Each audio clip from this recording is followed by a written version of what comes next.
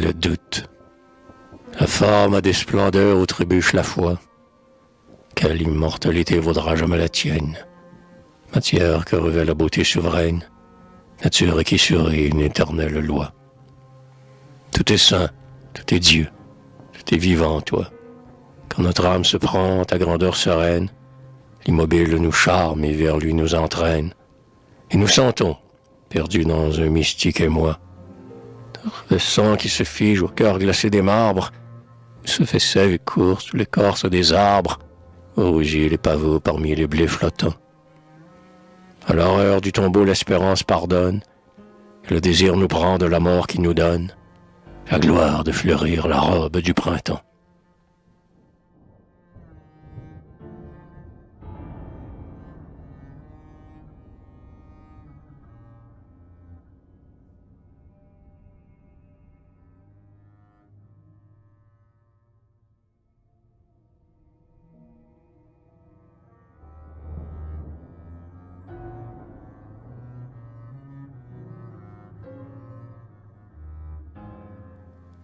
La mort revêt d'éclat la nature éternelle, et c'est elle qui fait la gloire du printemps.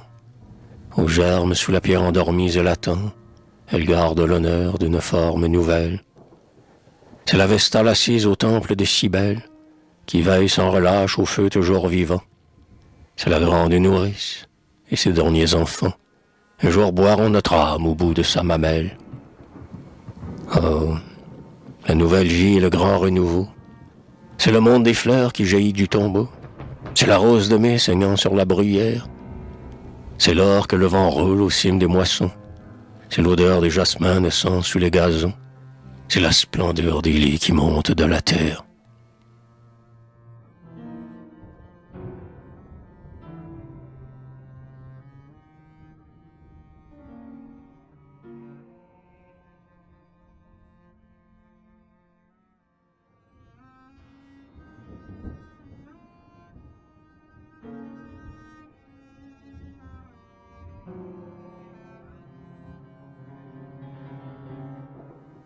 Ce qui reste des morts après les sépultures ne vaut pas qu'on le cherche au secret des tombeaux, où leur chair se meurtrit s'effondre en lambeaux sous le flagellement des lentes pourritures.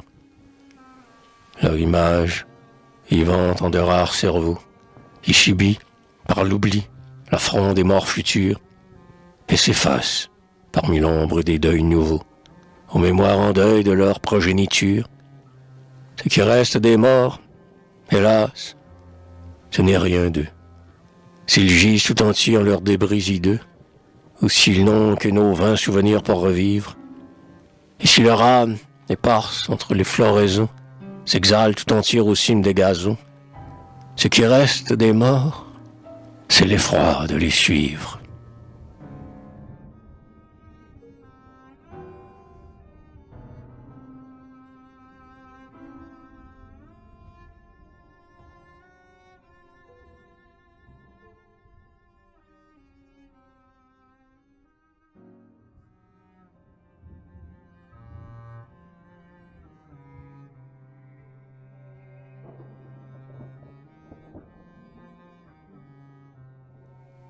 Sans cesse refoulé, sans cesse jaillissant, au flanc de la matière entr'ouvrant des gerçures, un flot profond et sourd perle, comme le sang que filtrent lentement les vieilles meurtrissures.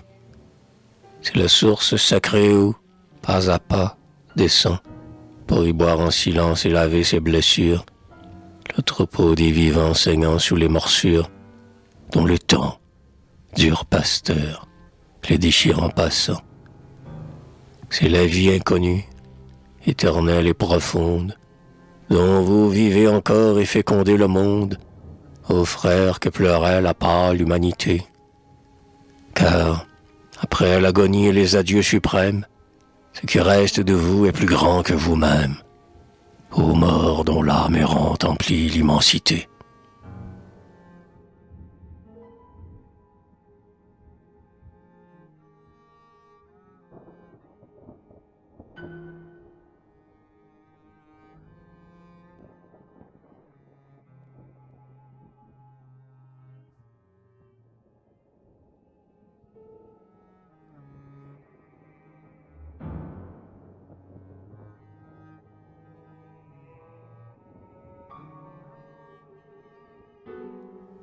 Sans pitié ni souci du rêve audacieux, qui promet au néant notre âme tout entière, l'infatigable écho promène sous les cieux la plante de l'esprit que trahit la matière.